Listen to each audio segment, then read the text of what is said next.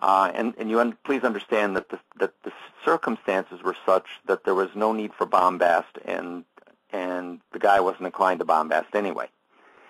He said, we have penetrated or compromised every single Arab political and terrorist organization. And that's not surprising.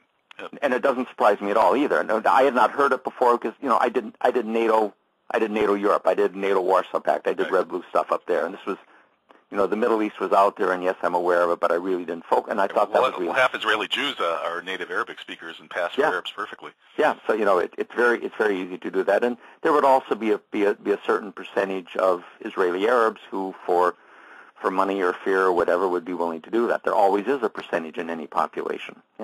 There were some Jews who worked for the SS. What can you do? And I thought about that when I was looking at the 9/11. I said, if that held, if their intelligence was that good, and there's no reason to suggest that it was not. I mean, one of the things that facilitates their assassination policy is that they have that kind of intelligence. This may very well have been a hijacking. The idea that there's a spectacular 4-plane hijacking, where 4 planes wander off someplace, and it's, that would be dramatic. I don't think it was, but that was a possibility. And you're gonna have to summarize this because we're just about at the end. Okay, and that Mossad, having become aware of it, saw this as a golden opportunity and took it and effectively hijacked the hijackers. Okay, and how would they do that? In other words, how would Mossad be able to remote fly RPVs? Dov Zakheim, who I knew in the 70s and 80s, ran a company that specialized in RPV and drone technology. I have been told by aviators it's possible. I cannot verify that because I'm not an engineer. Right, and certainly so not an I've avionic. read that as well. Fascinating. Well, I'm really sorry we've reached the end of today's hour because I'm ready for another hour, Alan. I am too. You want to come back sometime in the not-too-distant future? Let's talk about that and do it. Yeah, I think so. But, I've always been told that you don't want to go back to the well too quickly unless other people be bored with you. So let's give it a month or so, but that'll be your convenience, and we can talk about it in between. But, yes, I'd love to be back. I enjoy it. Sounds good. I appreciate it. Well, thank you. Thank you so much. Appreciate your courage in speaking out on this.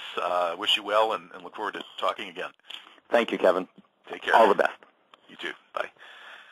That was Dr. Alan Sabrosky, the former Director of Studies at the Strategic Studies Institute of the U.S. Army War College, talking about his hard and fast conclusion that it was the Israeli Mossad that did 9/11.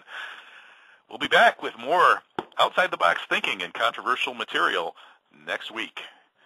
So until then, have a great week. Mark, I don't think at the beginning of the show that you read the doctor's credentials off. I wish you would, because it means a lot, and it means a lot to me to hear them. Absolutely, and I will do that right now since I'm about to launch into reading this excellent article. Alan Sabrosky, Ph.D., University of Michigan, is a 10-year U.S. Marine Corps veteran and a graduate of the U.S. Army War College. Now, not only that, Dr. Sabrosky, correct me if I'm wrong here, not only are you a graduate of the U.S. Army War College, but you were Director of Studies there for some period of time. Is that correct? That's correct, for 5.5 years. 5.5 years as Director of Studies at the U.S. Army War College. Of all the things that I would love to be able to have trailing behind my name, Dr. Sabrosky, being the Director of Studies at the U.S. Army War College would definitely be one of them. Thank you very much. I appreciate that. 1, 2, 3.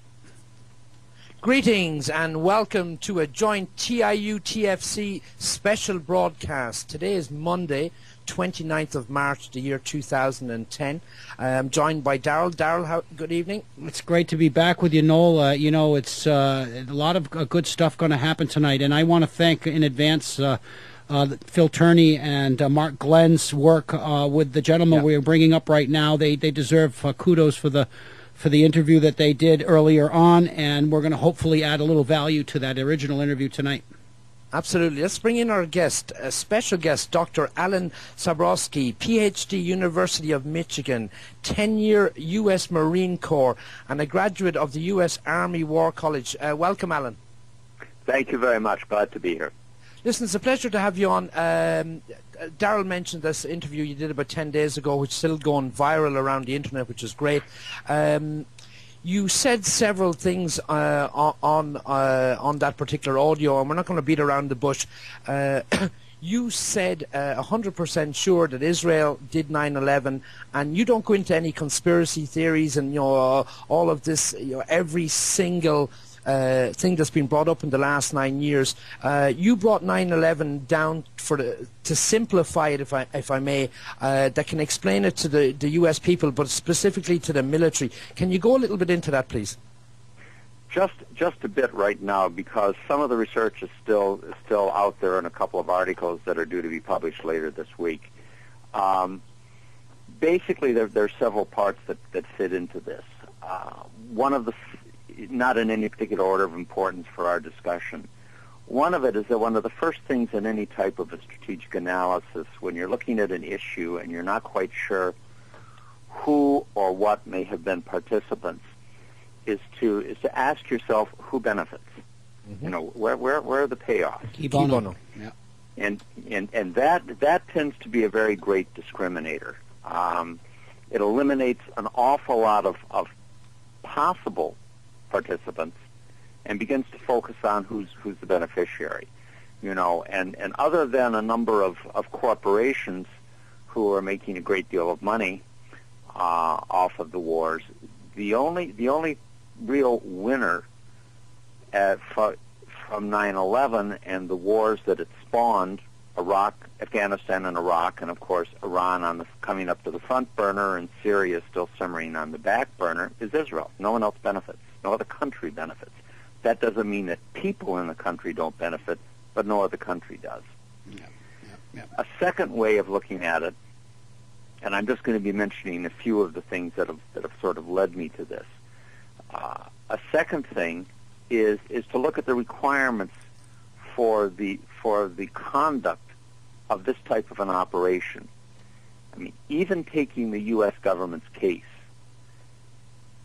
neither Al-Qaeda nor any other terrorist operation in the world has the discipline, the skills, the coordination, anything else you wish, even to pull off a simultaneous four-plane hijacking, much less do what they did.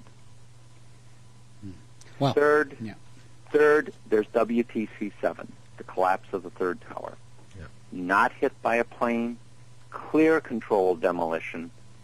And what really focused my attention on this, and as I mentioned when we spoke briefly before the program, I was largely unaware of and almost indifferent to the details of 9/11 until about a year ago, even though I was opposed to the wars, was an interview with a Danish demolitions expert named Danny Jowenko. This guy brings down buildings for a living, and he was interviewed, I believe it was in April 2009 on Danish television, and it's available on YouTube and many other places. He wasn't even aware that WTC-7 had gone down. Simply wasn't even aware of it. And when he looked at it, and they said, we're going to show you a building going down, he sees the building going down, and it's obviously a building in an urban area, and he said, it's an offhand, he says, clearly a professional job. Look, controlled demolition, how it goes down. And then he says, what? That was WTC-7? The same day? Yes. He didn't know. He didn't know. And I looked at that, and whatever one might think of the people that were supposedly in the plane, and let's buy the USG case for a moment. Let's say they were all there, that this was a four-plane hijacking, and they decided to do it. There is no way in the world they could have had access to a single WTC building, much less three of them, to wire them for demolitions and bring them down. I mean, their MO, the Al-Qaeda and other terrorist MO or freedom fighter MO or whatever you want to call them, is either a car, a truck, packed with explosives and parked near something and detonated, or driven into something and detonated, or explosive tied around your person and you blow it when you're close to a target.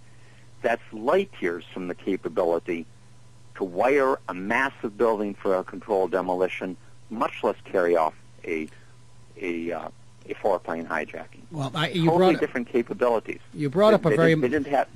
Go ahead, Alan. They didn't have the expertise. They didn't have the access.